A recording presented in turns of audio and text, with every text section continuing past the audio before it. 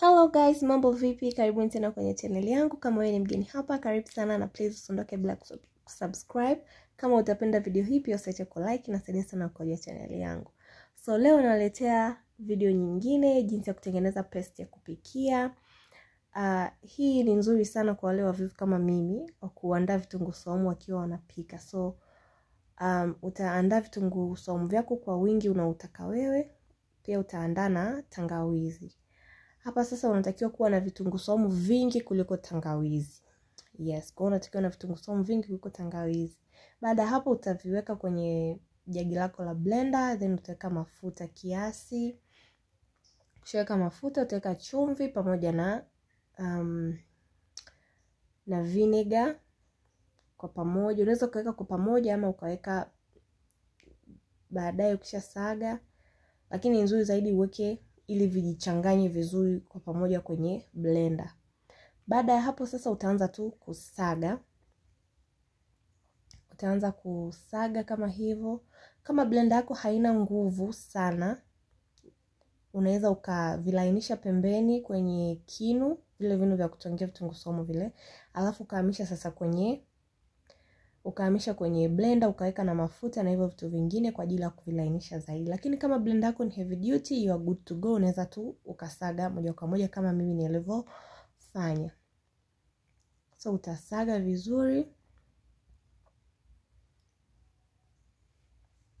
So hapo mimi nilikuwa naichanganya tu ili maana wakati nasaga ilikuwa inakwama. Sasa baada ya hapo nikaongeza maji kidogo pamoja na vinegar. Then nikaendelea kusaga. Na unatakiwa upate paste laini kabisa, isiwe na yale mapande. Lakini kama blender yako haina nguvu sana, unaweza ukaacha tu hivyo. Sio mbaya. Lakini isiwe na mapande makubwa hivyo. Kwa baada ya hapo nikaendelea kusaga na ikalainika kama mnavyoiona hapo guys. Imelainika sana. Yaani imekuwa paste nzuri. Yaani imelainika kama uji. Ndio inavyotakiwa kuwa. So baada ya hapo nitachukua kikontena changu, nitakikausha vizuri. Then nitahamisha kwa ajili ya kuhifadhi kwenye fridge. Hivyo. Kwa hiyo nitahamisha hapo kama mnavyoiona guys, imekuwa laini sana. Sana. Kwa hiyo utahamisha vizuri, then utafunika na mfuniko, unahifadhi kwenye friji. Baada hapo unakuwa tu ukihitaji kutumia kitunguu saumu, unachota na kijiko, unapikia, then unarudi kuhifadhi kwenye friji. Hizi paste guys zipo nyingi na zinasaidia sana na zinarahisisha, yani zinaokoa muda. So kila unapotaka kupika mara mwenye vitunguu saumu, utengeneze tangawizi hivyo.